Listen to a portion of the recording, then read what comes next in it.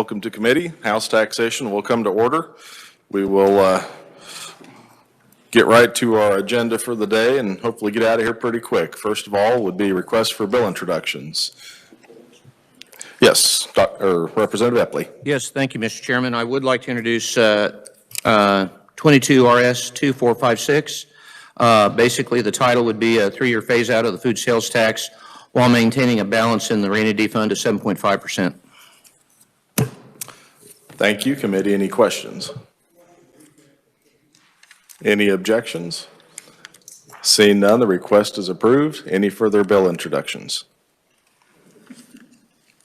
Any from the gallery?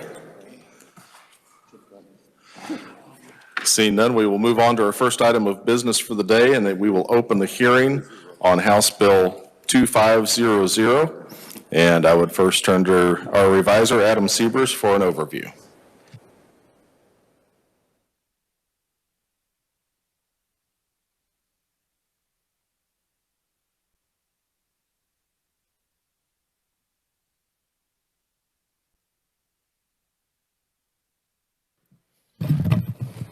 Thank you, Mr. Chairman. House Bill 2500 would allow Wilson County to submit to their electors the ability to impose a countywide retailer sales tax in the rate of either 0.25, 0.5, 0.75, or 1%, and pledging this revenue received for the purpose of supporting emergency medical and ambulance services in the county.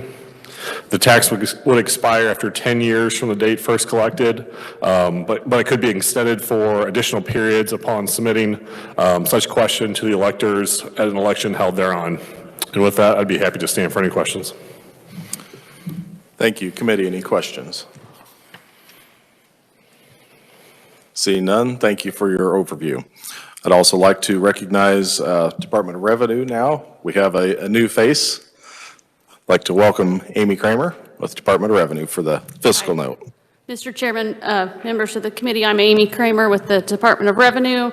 House Bill 2500 would not have a state fiscal impact. It would be a local impact only if Wilson County were to enact the tax contemplated in the bill.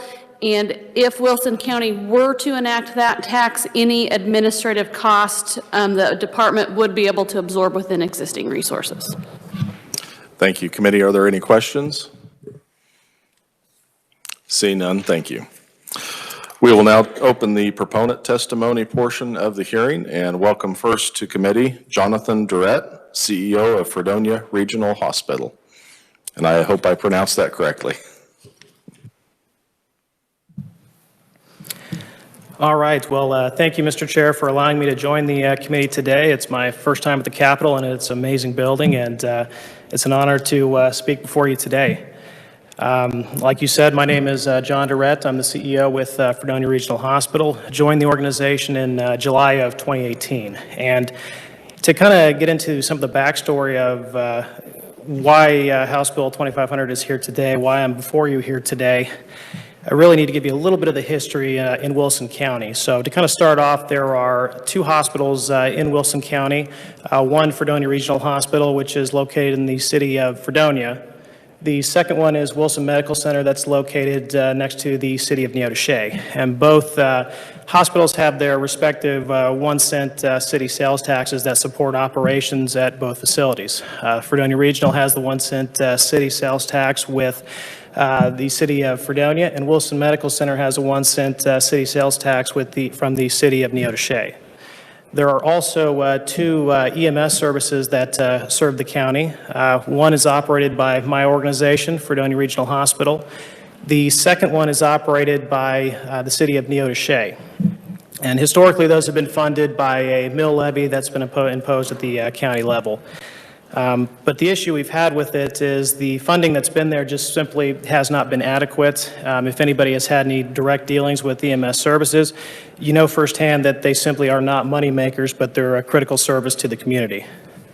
And so knowing that that was an issue, what we started doing is just with our county stakeholders, just kind of meeting and brainstorming of, what are some other ideas that we can do that'll get that to that break-even funding. So we're not losing money at a substantial rate for our size of a county. And that's where we kind of came to this idea of, okay, well, let's put it in the hands of the voters and let their voices be heard on how they would like to fund EMS services within the county. And we were moving forward with that a little over a year ago, but there was an issue with the Kansas statute that gave us pause on the scenario. Because of how the law is currently written, our concern is that if we were to, as it is right now, put a 1-cent county sales tax on the ballot for EMS services, and the citizens decided to approve it, then the concern is that it would immediately sunset the 1-cent city sales taxes for both hospitals in the county, which would have catastrophic results for both organizations. And so we thought, okay, not a good idea to do that, and we would potentially have created a scenario where people the stakeholders that agree the funding needs to be there would be actively campaigning against the 1-cent county sales tax because it would have such a negative impact despite agreeing with the principle of it. And so that's when we started on our journey to today to get all that feedback from the stakeholders and see, okay, what can we do to correct this issue that we're seeing at the local level so that we can proceed forward. And that's why I'm standing before you today, and that's why House Bill 2500 is important, because it allows the voters of Wilson County to decide how they would like to fund EMS services within the county without jeopardizing existing funding for the other critical services in the county. And I'd like to close by saying thank you for your time today and allowing me to join you, and I'm happy to answer any questions. Thank you, committee. I think we'll go ahead and take questions at this time. For this conferee, are there any questions? Yes, Dr. Epley. I don't want to be thank you, Mr. Chairman.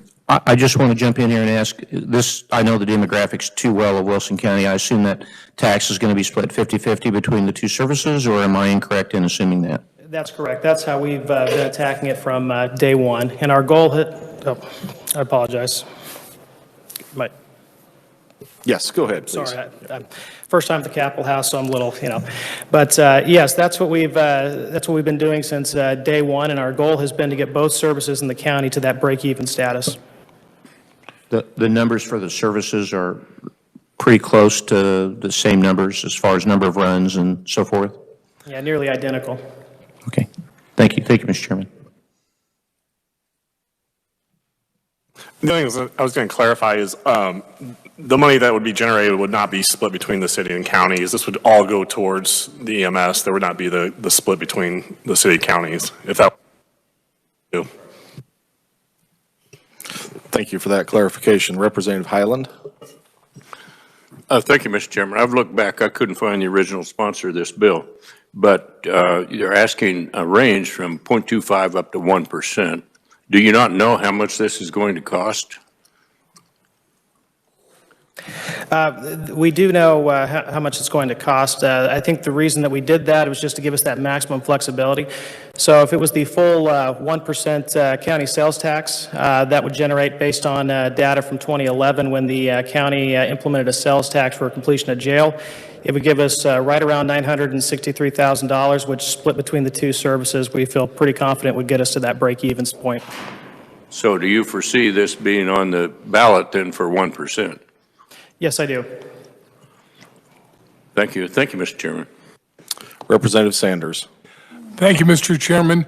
What's the current county sales tax? Current county sales tax, I know it's going to vary a little bit based on the actual cities. Right now, the city of Fredonia is at 9%. The city of Neodesha, I believe, is at, I want to say they're at 8.5%. And then the city of Altoona, I believe, is a little bit less than that. But I can definitely get that information for you if that'd be helpful. Any further questions, committee?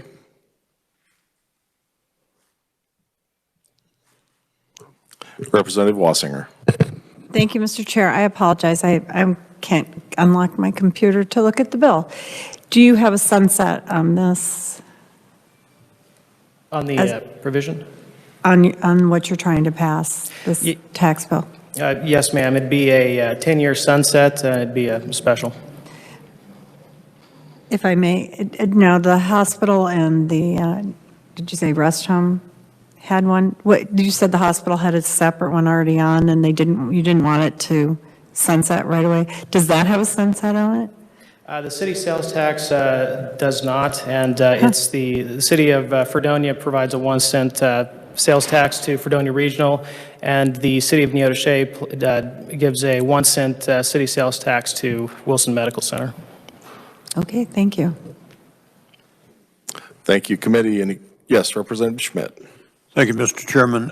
You said, when you said the sales taxes for those various cities, you're including state sale tax with that, I'm assuming, when you said 9% and 8%, that's including state as well as any local sales tax? Yes, sir. Okay, thank you. Any further questions? Are there any questions on WebEx? No. Okay. Thank you for your testimony. Our next conferee is Ed Truelove, City of Neodesha, City Administrator.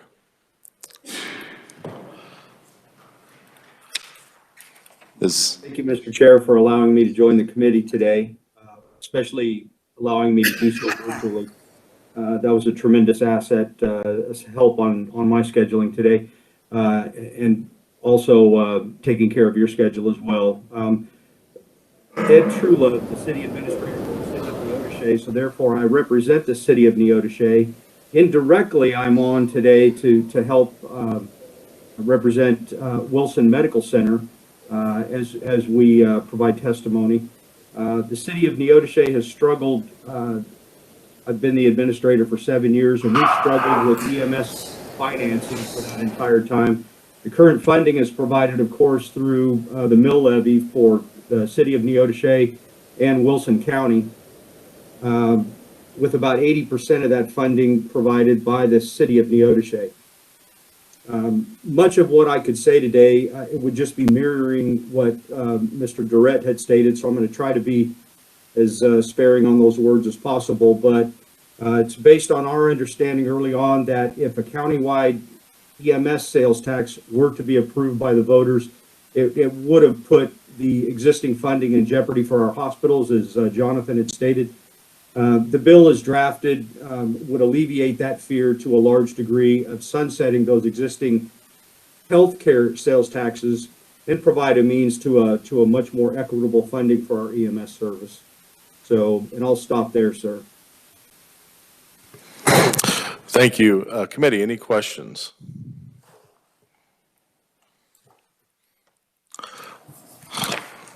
Looks like Mr. Durrett took the bulk of the questions, so thank you for your testimony, sir. Thank you, Mr. Chair. And our last oral proponent, we have our colleague, Representative Joe Newland.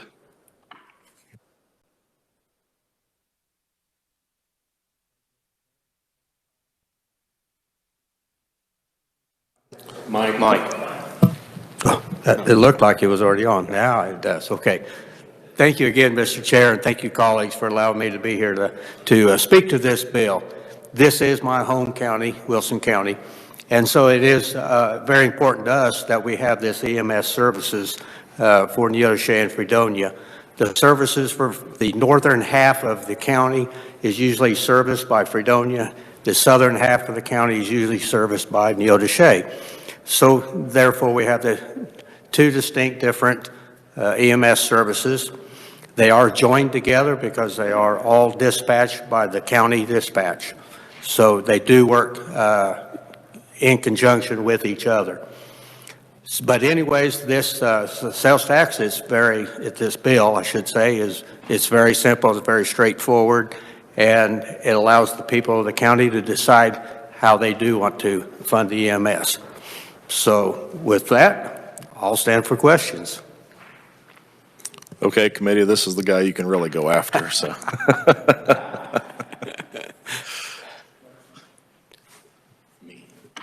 Oh, Representative Highland. Thank you, Mr. Chairman. Representative Newland, did you write this bill? I did not. Darn. Well, thank you for coming and testifying. With help with KHA, helped write this bill. Okay, thank you. Thank you. Any further questions? Yes, Representative Blex. Thank you, Mr. Chairman. Thank you, Representative Newland, for coming. Is there, when the Neodesha Wilson County handles the southern half and Fredonia handles more or less the northern half, how do they handle which hospital they go to, they take them to? Is that, does that become an issue or any conflict or any problems? They work extremely well together, and it's very much contends on the proximity of an accident or wherever the patient is that they need to transfer. Okay, thank you for that. Thank you, Mr. Chair. Representative Epley. Yes, Representative, I'm just curious if when the service rolls out, is there going to be a new logo that has both a yellow jacket and a blue streak on it? Or how's that going to look? The blue streak is on top. I'm fine with that. I'll vote yes if the yellow jacket's on top only, sir. Okay. Okay, we'll thank see you. about that then. Very good. Committee, any further questions? Seeing none, thank you for your testimony. Mr. Chair, appreciate it. Committee had also addressed your attention to written-only proponent testimony. I am showing no neutral and no opponents. Is there anyone else wishing to appear as a conferee on House Bill 2500? Seeing none, we will close the hearing on House Bill 2500, and we will open the hearing on Senate Bill 318, and I would turn to Adam Siebers from the Revisor's Office for an overview.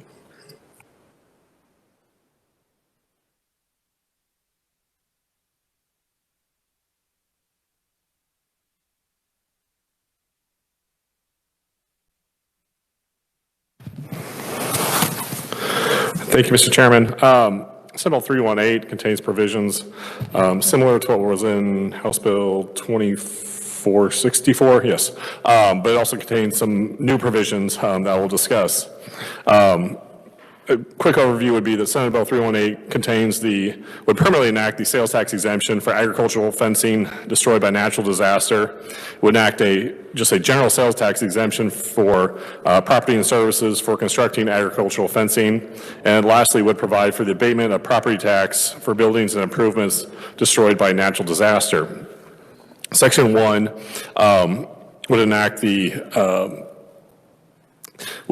of the retro portion of the sales tax exemption, which was similar to House Bill 2464 for property destroyed by natural disaster. It includes the amendments this committee made in House Bill 2464 dealing with the definitions of wildfire, containing the expansion from just wildfire to other natural disasters. In addition to those amendments, the Senate added a 2-year provision where any claims would have to be made essentially within 2 years from the date of the applicable disaster declaration. So that's a different provision. And then also under Section 1, a provision was added that essentially added a sales tax for all agricultural fencing starting with July 1 of 2022. So all ag fencing would not have to be destroyed by natural disaster, would be thereafter exempt from sales tax. That would include both personal property and the services. Then the Senate also added Section 2 of the bill, which would include provisions which I believe have been seen by this committee and others in prior years, which would expand the eligibility for property tax abatements to allow for buildings and improvements to also qualify if destroyed or substantially destroyed by natural disaster, in addition to homesteads, which currently exists under current law. And under the law, Board of County Commissioners, after making findings, would determine whether to allow the abatement request. This bill would apply for tax years 2019 and thereafter, so there would be kind of a retroactive application. And with that, I'd be happy to stand for any questions. Thank you, Adam. Couple of questions I had. First of all, I was getting some questions on why we needed to have Section 1 if we were just going to exempt all fencing sales, but that you stated that kind of puts into place the retroactive piece for the December 15th, just for clarification. That is correct. I mean, they probably aren't as cohesive, tied together as they could be, but that is the one provision that going forward, the fires and things I know we talked about in committee, those would not be picked up for any sales that have already been made prior to July 1 of this year. So while the first provision would still apply, it really doesn't, because the section 2, or the new section, would essentially pick up all sales going forward. Okay. Thank you. Committee, any questions for the reviser? Representative Highland. Thank you, Mr. Chairman. Thank you for that. Is there a definition in here for natural disaster, and to include who declares that it is an emergency? Is that in here? It is for under subsection A1. Unfortunately, they didn't do kind of the breakout like we had done on this committee.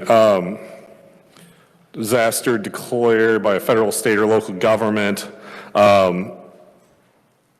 That's on line 23 and 24 of the first page.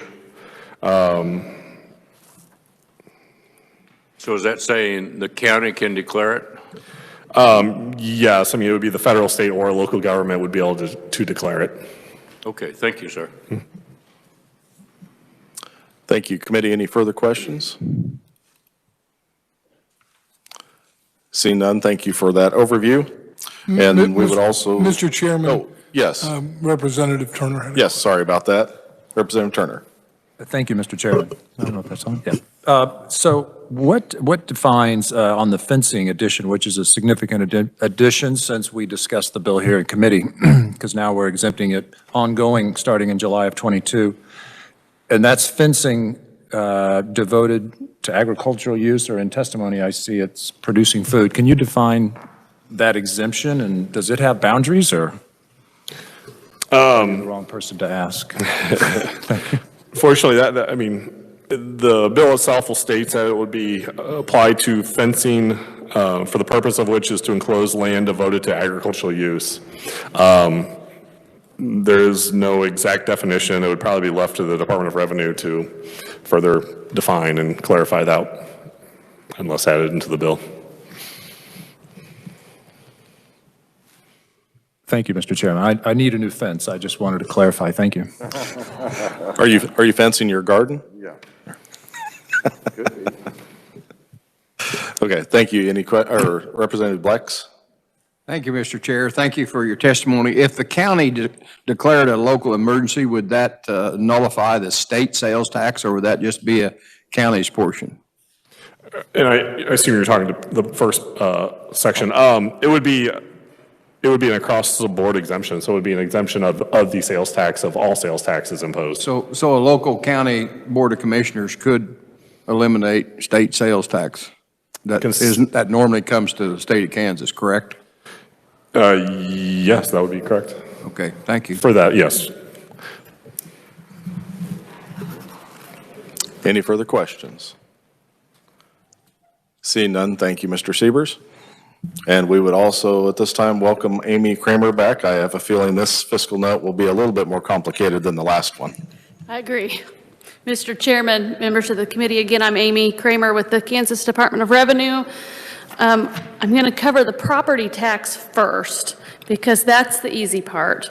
The property tax abatement in the bill is only tied to disasters, and due to the timing of the wildfires in December, and then the appraisal date of January 1st, then there would be a minimal impact on the state's, the 20 mil education, and then the 1.5 mil state building fund, just because those structures were destroyed in December, and those property owners have not had time to do any rebuilding on that real property in that period of time. So those are minimal. The sales tax component on the fencing is the more complicated portion. You have seen the wildfire portion before, again, in House Bill 2464. I'll cover the estimates first. We are assuming for both the kind of the permanent fencing exemption and the wildfire that we're assuming 6.4 miles of fence per section, so basically quarter section pastures, and we are using a replacement rate of just over $13,000, and that is some data we got from the K-State 2021 Blue Stem pasture release. On the wildfire portion, the Division of Emergency Management was estimating 160,000 destroyed acres, which equates to about 1,600 miles of fence, and so that would be up to about $1.4 million in state sales tax in FY 2022, assuming that those producers want to replace that fence sooner rather than later. For FY 2023, which is when the permanent fence exemption would go into effect, we are using USDA 2017 Census of Agriculture is estimating just under 15 million acres of pasture land. We're assuming that the pasture land will be fenced for agricultural use and not other types of agricultural land, which is about 23,200 square miles, again, assuming quarter sections. The University of Georgia Extension is estimating about 25 to 50-year lifespan on a fence, so we went with the 50 years, so that equals potentially 3,000 miles of fencing replaced per year, and that would result in, using those same cost estimates, of about $2.6 million in foregone state sales tax per year. Well, as we said yesterday during our hearing, sometimes the numbers might be numbers, but it's more of an art than a science with predicting these. And we're trying to capture, the pasture land in your neck of the woods is a little different than the pasture land in my neck of the woods. That's right. Might have one pasture that's two square miles. Right. I wanted to ask a question on the property tax piece, and I'm trying to read through this right quickly, and I apologize I didn't catch this beforehand, but is this retroactive at all? I might defer to Adam on that one.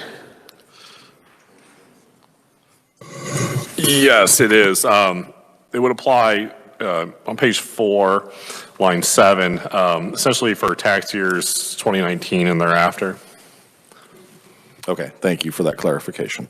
Committee, are there any questions for Department of Revenue? Representative Gartner. Thank you, Mr. Chairman. Thanks, Amy. Maybe let me see if I have this. The original bill just included, did it just not just include fencing and materials? The original bill just included it was the same as House Bill 2464, and it just included the fence replacement for those areas in kind of north central Kansas that were destroyed on December. It retroed all of 2021, but the focus was those December 15th fires.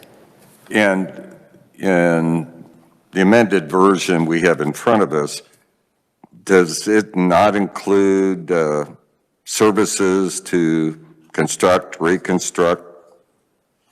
I guess, Mr. Chairman, I'm just a little confused on, it looks to me like it picks up services to construct the fence. So if I went out and paid someone to come in, is that a taxable service? Right. It's on fence construction, the labor and the materials is subject to sales tax. So if you were to hire someone to construct that fence, then there would be sales tax assessed on both pieces. Okay.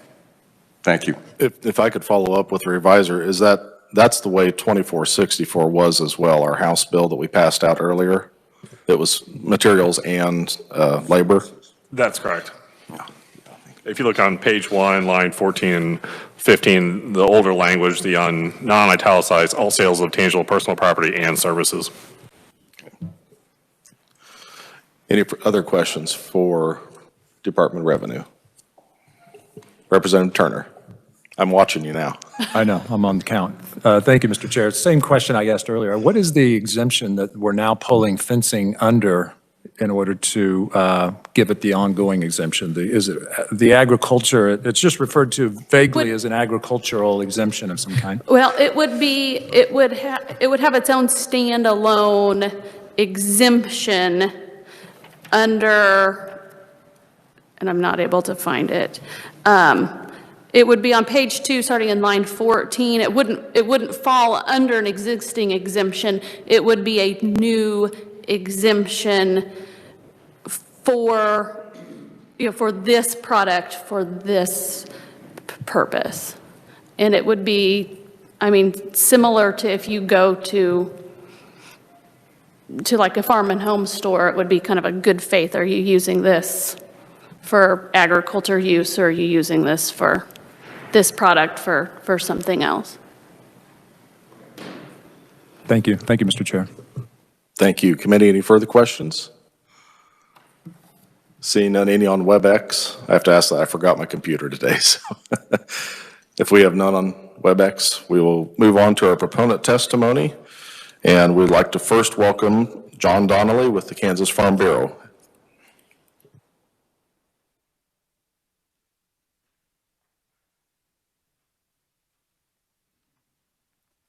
Thank you, Mr. Chairman and members of the committee. I am John Donnelly. I'm here today on behalf of Kansas Farm Bureau.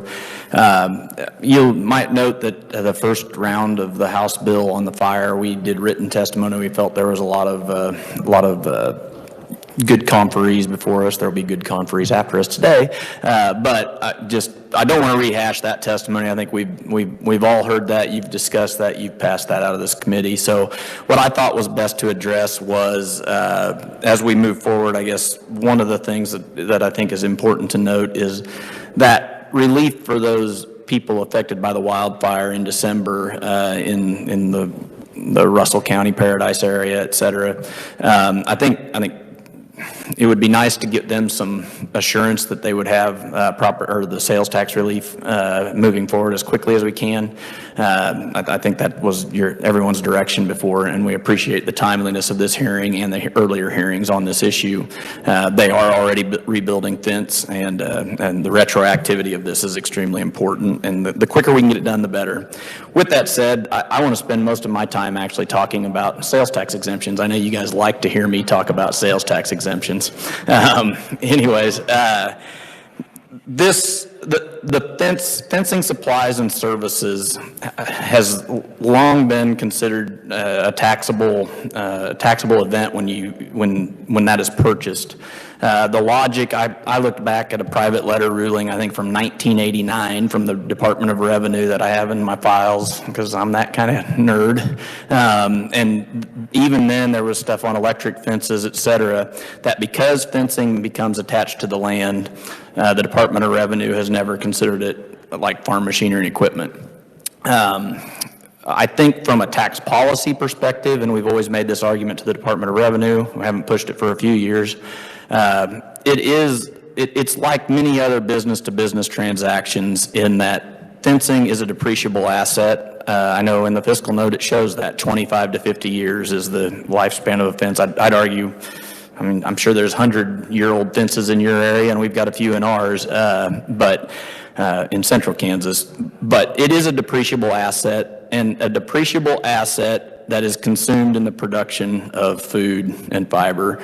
So I think the logic for the sales tax exemption is solid. It's the same as every other manufacturing business in the state of Kansas on their machinery and equipment. Fencing could be treated the same way. The difference is that it does attach to the real estate. So I understand that, and that's the policy differentiation here. However, I think from a pure 30,000-foot tax policy standpoint, this is a justifiable sales tax exemption, and we are supportive of that exemption. The only other thing that I might add on that, I lost my train of thought, I'm sorry. Excuse me. Oh, I do know, I think the 25 to 50 years is fairly accurate. I will say that farmers and ranchers are notoriously tight, and if they can get 5 more years out of the fence, they're not going to do it, whether this sales tax exemption exists or not. So with that, I will stand for questions. It's a complicated matter. I really appreciate the chairman and this committee for having this broader discussion. I've wanted to bring this sales tax exemption on fencing to you guys for years, but never thought it was the appropriate time. Still didn't necessarily expect it to happen this year, but here we are. So are there any questions? I'd stand for questions at the appropriate time. Thank you. I think one of my first lessons from my grandpa on if you do it right the first time, and you never have to do it again in your lifetime, and that was building fence. And most of my fences I built when I was a kid, I am rebuilding now. So one of the things that was mentioned when this amendment was put on in the Senate floor was our surrounding states. Do you have data on how we compare to our surrounding states? You know, I have looked at it, but I don't have it fresh on my mind. But I do know that the conferee that will be following me, we just talked about this in the hall, and she will provide that information. So I'll defer to her if that's all right, Mr. Chairman. Okay. And I'll make a comment on your other one. My dad talks about the fence that this fence, it was just built a few years ago. I explained to him that was 60 years ago now, Dad. You were a teenager. So. Committee, any questions? Representative Schmidt. Thank you, Mr. Chairman. Thank you for your testimony. And this may not be directly related, but when we had the original testimony, there was some surprise that fencing is not under insurance. Do you have any idea why that is? We never really talked about that much. Yeah, that's a great question. I think I did have this conversation. I can't even remember. I think Representative Auerkamp and I had this. I did do a little looking. I worked on the insurance side of the Kansas Farm Bureau, and from the Farm Bureau insurance perspective, and I don't have these notes. It's been a few weeks since I've read this, so don't quote me on this. But the challenge is in insuring fences is the different types, quality, et cetera, of the fences, and then determining the value of that determining the value of the existing fence, and then determining the need and the cause as to whether it was just natural deterioration or whether it was truly a fire, et cetera. Therefore, Farm Bureau's insurance, I believe, does not offer this, but the question becomes, it's much like insuring some livestock. It becomes economically unfeasible to do it. So at least from the Farm Bureau perspective, they do not provide it. I do not know about other insurance providers. It's just the actuarials are such where it's hard to put the right value on it. So then of course, what do? You price it higher, and then it's not an affordable option. That's a complex answer. I didn't get a good answer when I asked the question, so I'm going to deliver it to you. I appreciate that, but I guess my next question is, how's that different from a building? I could apply all those same characteristics to a building. Do as replacement costs, et cetera. I think the question would be is when would the loss occur because it's, and I'm not an insurance expert, so I'm probably really speaking out of turn. On a depreciable building, if it would catch on fire and be destroyed, obviously insurance would kick in, but if it would just naturally deteriorate over 100 years, then is not replaced. So it kind of goes back to the difficulty in valuing the quality of the fence or how much it has already depreciated. And like I am not an insurance expert, so I'm doing my best. I apologize because it's probably not adequate. Well, and I might add that, fences are pretty stable and stubborn. I've had fires go through my property multiple times, and the fences that didn't even touch them. There wasn't any destruction there. So yes, as kind of a frugal producer, I'm going to look at that if it could be insured, I'm going to look at that premium and go, I haven't had fence destroyed my entire lifetime, nor generation before me. Is it really worth it Or is that one of those products you just self-insure? You kind of budget for that as you need it, so. Representative Wassinger. Thank you, Mr. Chair. I contacted the insurance commissioner, and they cannot, there's nothing that requires or prohibits coverage on fencing. Generally speaking, it's not covered, but they have found instances where they have been able to cover fencing, but it becomes cost prohibitive for people to do that year after year. And as the chairman said, self-insuring and putting some money aside to make sure you can replace things. But it's not prohibited by state law, which was originally told to me. So thank you, Mr. Chair. Thank you for that clarification. Representative Blex?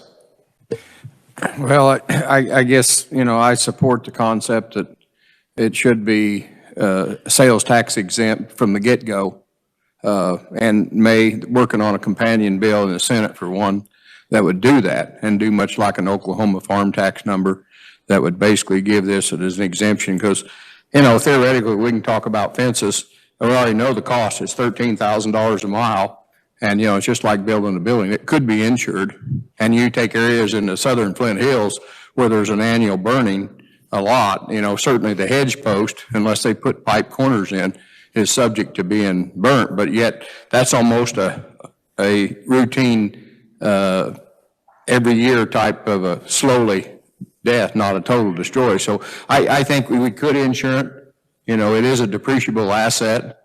Certainly I could include a $100,000 tractor in the sale of my farm, as just like I could include a good fence. So I think we need to really look at that, and maybe a future bill will address some of that issue so we won't be having this discussion every so often. Thank you, Mr. Chair. Thank you. Committee, any further questions? Mr. Chairman, sorry, Yes. I regained my train of thought and remembered what else I wanted to point out. It's kind of answering a question from earlier, but one thing that I think is important to note that actually residential fencing, the service for the original construction of a residential fence, I believe would be exempt under 793603P, the original construction exemption. And there are also other provisions that allow some other types of fencing through special project exemptions. So really there's a lot of people or entities that are already able to purchase fencing supplies and services, sales tax exempt, but they don't include the farmers and ranchers that aren't spending as much. They're not big enough to qualify for a special project exemption. So just that was my train of thought. Sorry. Thanks for the opportunity. Any further? Yes, Representative Turner. Thank you, Mr. Chairman. Yeah, I guess you're kind of following where I'm going. I mean, for whatever reason, there was logic behind originally saying fencing was not tax exempt. And, if you think of the chain of events that occur that, as you're saying, leads to the production of food, whether I assume that's crops or if that's cattle or whatever's inside of that fence, we're now moving it that this is directly in that line of events that results in that. And I'm wondering, that's really the justification here, and we could draw that circle a little bigger and probably pull in a few other things, but thank you. Mr. Chairman, this is getting very broad, but I never get applause when I talk about sales tax exemptions, but I did last week on this exact subject, so I'm not expecting that. But I would posit that the reason that is that I believe fencing could actually qualify under farm machinery and equipment exemption. However, and I don't want this to be critical of the Department of Revenue, but I think it's a natural fact that if governmental entities can figure out ways that it can be taxed, the general inclination is to tax it. So then we pass another exemption to clarify that, and then it's a continual process. I'm not doing it in a way to generate applause like I did the other day. It was a little more emotional. But so I guess that would be I would say that is why I agree with you. I would say that this could qualify under farm machinery and equipment today, but it does not because of rulings by the Department of Revenue for the last 30 years that I'm aware of, if that makes sense. Thank you, Mr. Chairman. Thank you. Committee, any further questions?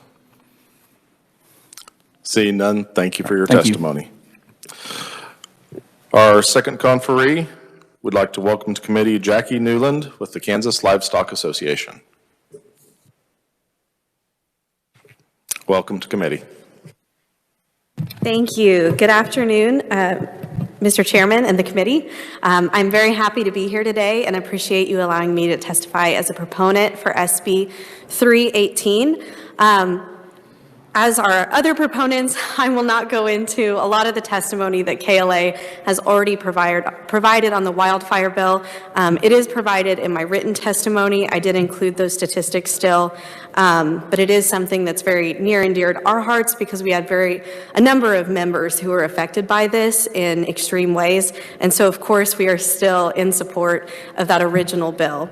I will go ahead and move to the amendments that happened on the Senate floor, just because KLA has not obviously had the opportunity to speak to those up to this point. So I'll begin with the first one about the continuing exemption to all materials, services to construct and repair fence going forward. We believe, for a number of reasons, that this is a good thing for the state of Kansas. It's something like Farm Bureau that KLA has been pushing for a while, but just haven't really seen the right time for this to occur. So while it's here and before us, we are happy to stand in support of that. I'd like to talk, as mentioned, about the other states who also have similar exemptions. Primarily, Oklahoma and Missouri have similar exemptions, or would have similar exemptions if Kansas were to take this action. This is what's mostly concerning to us because as a revenue driver for the state, we're losing out on that source of revenue because I know for a fact that there are members along the border, and I'm sure other individuals who gladly drive the extra few miles across the border in order to be able to take advantage of that sales tax exemption that they can get in Missouri or Oklahoma. I don't believe the same can be said for Nebraska. I do believe they have the same approach as us currently. And then Colorado, I believe, brought a similar bill, but it did not go anywhere. So that gives you a little bit of background of what's happening around us at least. And I do believe that it is an important economic driver for our state. I'll go into a little bit of the fiscal note. KLA was very fortunate to have the department reach out to us when calculating this, and we were very appreciative of that. I will say there are a couple things that I'd like to mention from that I believe probably make the fiscal note just a little high.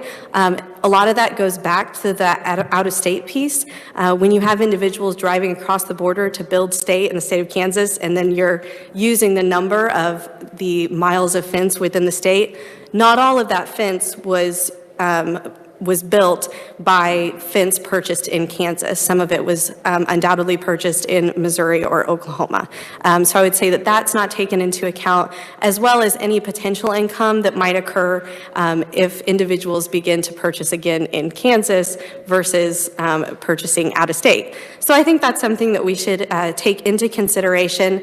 The second thing is the department used, and we recommended University of Georgia extension publication for that 25 to 30 or to 50 years, of the fence life. As they stated, they went with the 50 years, which we agree. We think that at minimum is definitely where we should be at, and I know Farm Bureau concurred with that as well.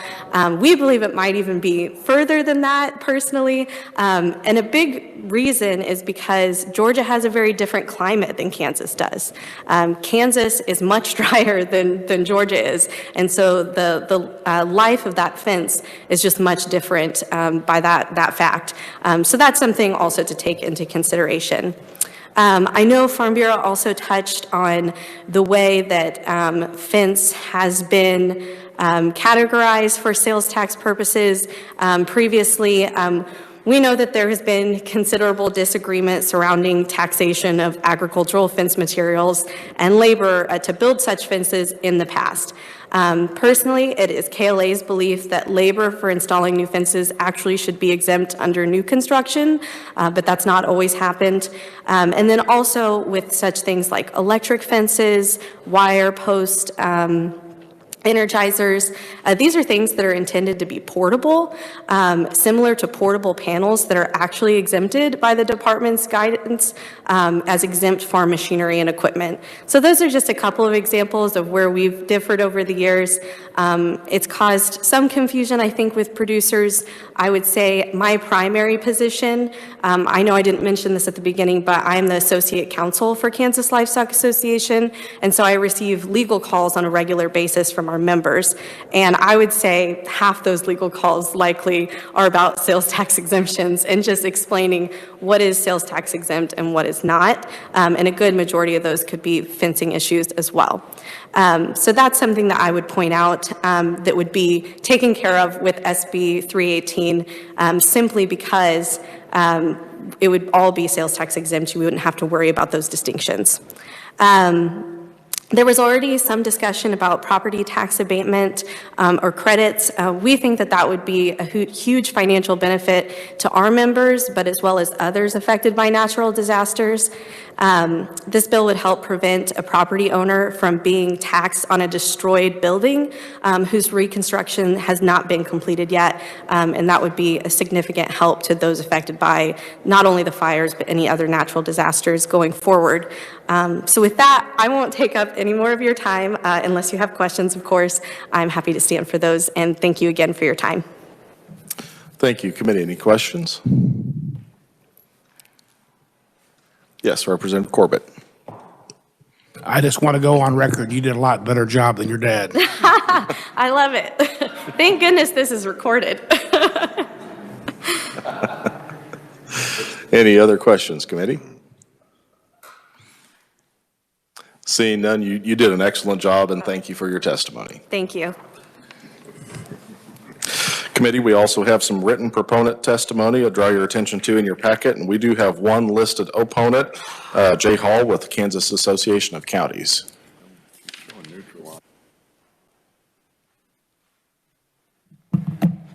Thank you, Mr. Chairman, members of the committee. I am Jay Hall, the Deputy Director and General Counsel for the Kansas Association of Counties. I'm actually going to focus on the new parts of this bill, specifically the property tax issues within this bill, because this bill does create some new things in property tax that I think deserve a look. You'll note that I didn't testify on House Bill 2464 when it was before you, and I also didn't testify on Senate Bill 318 when it was before the Senate in its original form, because we didn't want to, there was nothing that KAC needed to add to that bill. I thought it was fairly clear what needed to happen with the bill as originally shaped.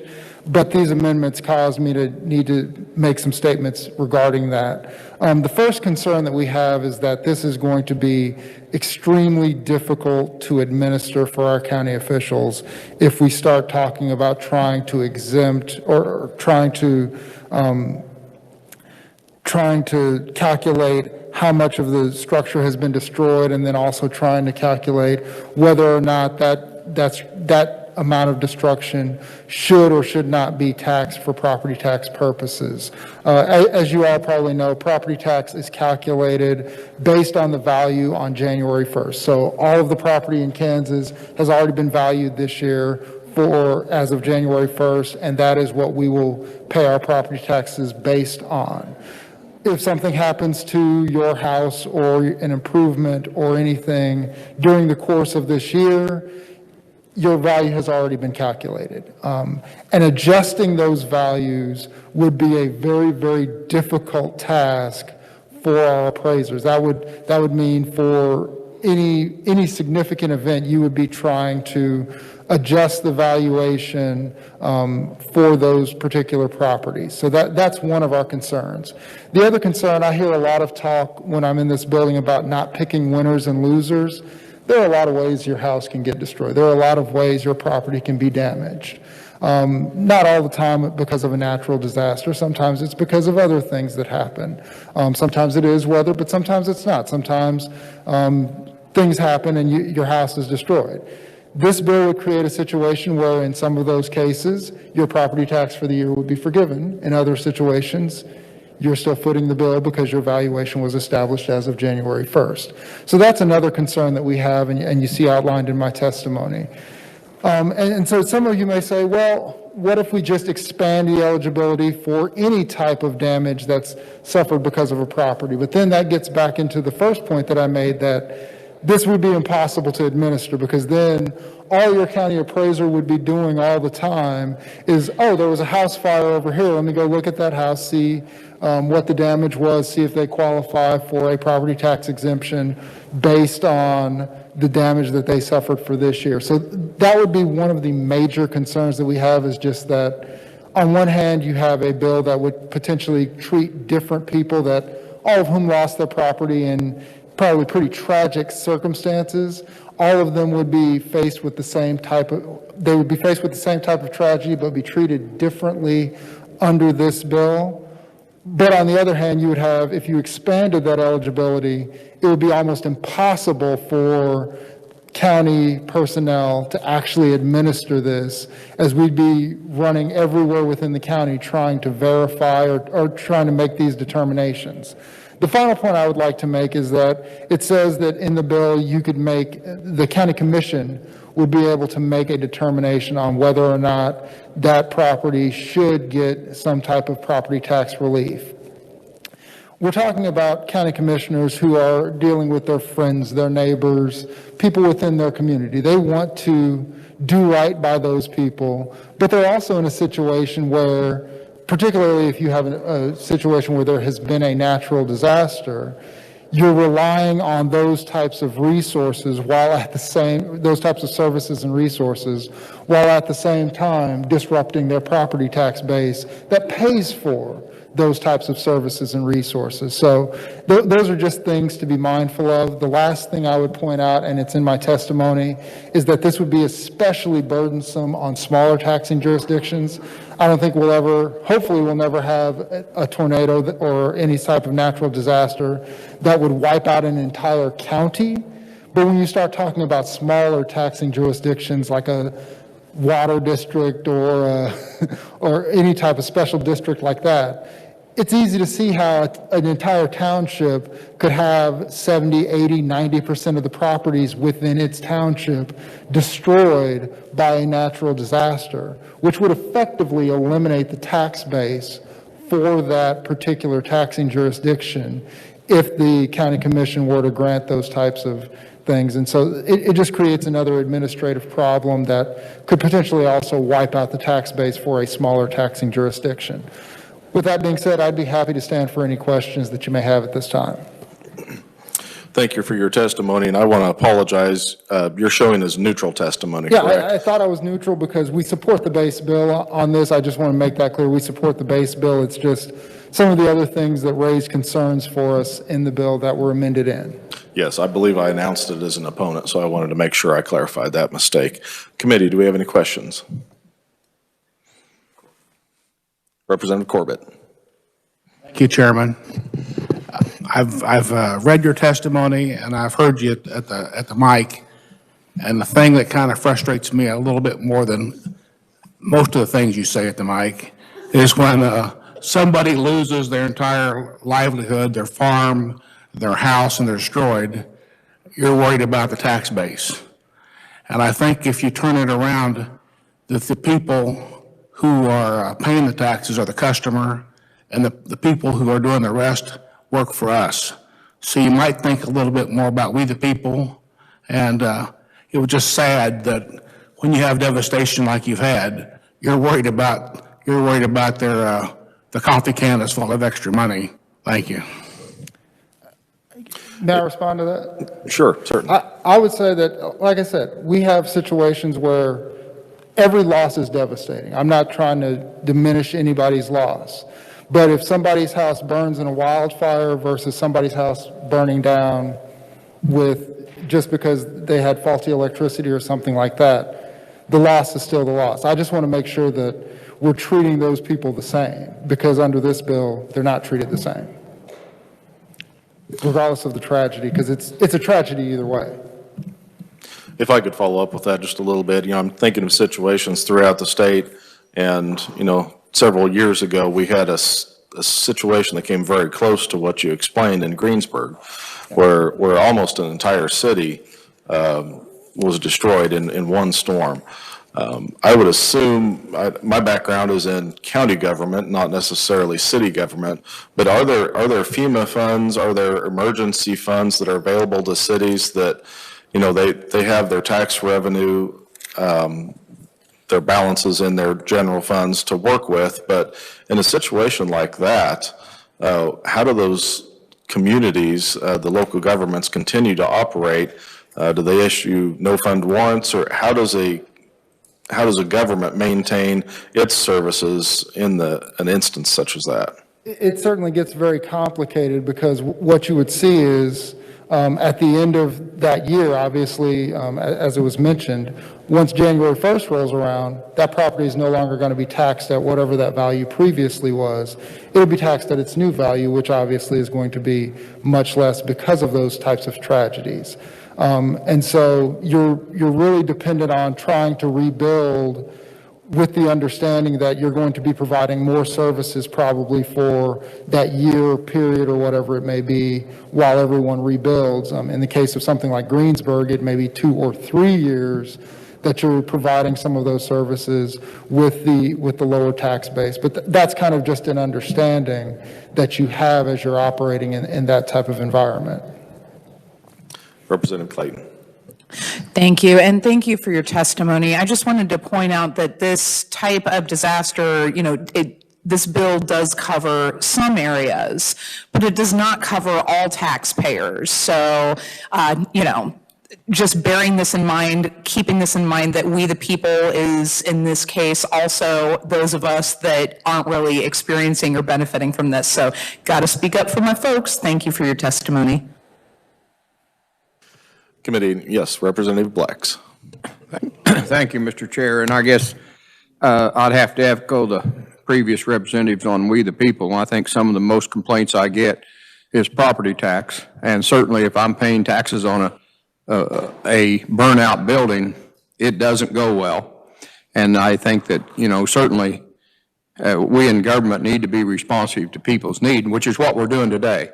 We're trying to rectify a situation that has caused some harm and given some breaks, and I think it behooves us as public servants, whether that's city, county, or state, to be responsive to individual needs. And sometimes just saying it would become too burdensome, it doesn't pass my smell test sometimes, and I appreciate your testimony and I respect you a lot, but sometimes I think we get a little more concerned about the bureaucracy of not being able to do this when people are hurting and in need. So I think we the people becomes pretty important. I'm paying a lot of bills, and I know everybody in this room is. So thank you for your testimony. And I think to your point, it certainly is. This will really cause a tax shift, because remember, if you have, okay, this 20% of the city was destroyed by this storm, that means the other 80% now, because that 20% is now off the rolls, the other 80% picks up that bill. So if you're in the 20%, okay, you don't pay for your burned out building, but if you're the 80%, now you cover the bill. And that's where it gets difficult, because like I said, it's trying to balance okay, we've got these people over here that are hurting from the tragedy, but how much of that burden can we then shift to the other 60% or 80% or however many people are out there that say, well, my taxes just went up by X amount. I'm upset. Well, it's because we had this thing happen last year that was a tragedy. And so it's honestly a no-win situation when you look at it that way. I mean, I don't mean to make light of it, but it's honestly a no-win situation at that point. Committee, any further questions? Question, but I might have a comment after Sure. he's finished working. Yeah, are you ready? Or you want to make your comment now? Yeah, I can. Yes, Representative Gardner. Okay, thank you, Mr. Chairman. Jay, this is a personal comment I'm going to make. From the House perspective, we heard very emotional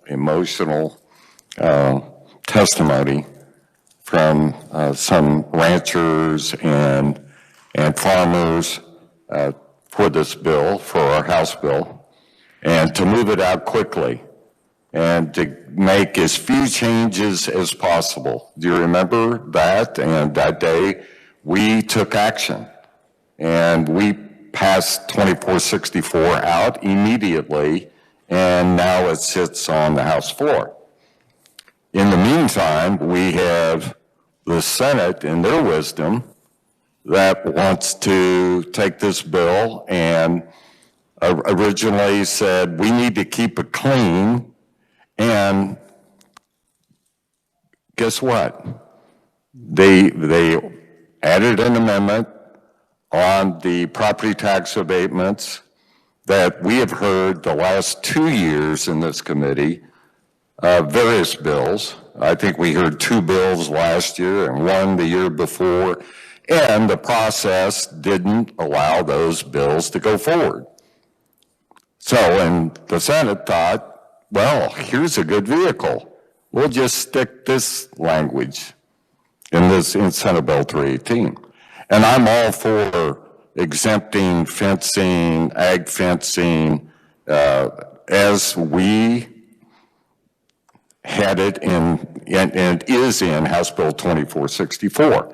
And guess what? A senator jumps up and says, hey, here I have an alternative. And I agree with John Donnelly and Farm Bureau, and I believe if they want to exempt all fencing, all ag fencing, go through the process, bring an exemption bill in front of us, and we'll hear it. And I'm not sure what we'll do with it, but we'll go through the process. This really frustrates the heck out of me that we work diligently, very hard, and here we are holding that whole bill up because of this Senate bill. So with that, I have said my piece, Mr. Chairman. Thanks. Thank you. I apologize. I didn't know if that was a comment for Mr. Hall or just a general comment. Okay, thank you. Do we have any other questions for Mr. Hall? Allow him to respond. Yeah. Do you want to respond to that? Okay. I don't think there's anything I can say to that. Okay. Thank you for your testimony. Thank you.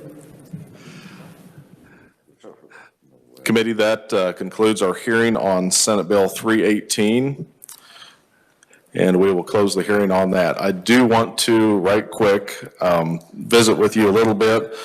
I don't usually do this, but in light of the message that I got about tomorrow and the rest of the week, I would like to know the committee's wishes on House Bill 2500. It seemed like it was a fairly clean-cut bill. If there is any objection to working that today, I will hold off on that. We can take a look at it next week. I want to make sure everybody has an opportunity to feel comfortable with that bill. I've visited with my vice chair and my ranking member. They're both okay with going ahead, but is there any objection to working House Bill 2500? Yes. Not really an objection. The only thing is this stepwise manner they put in there. Why didn't we just put for a maximum of 1%?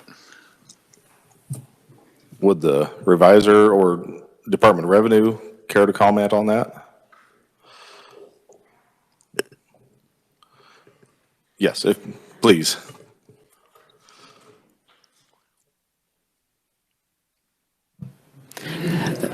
Again, Amy with the Department of Revenue. My only comment on that is that in other, and Adam could comment on this as well, in other countywide sales, in the general countywide sales tax has those quarter-cent thresholds.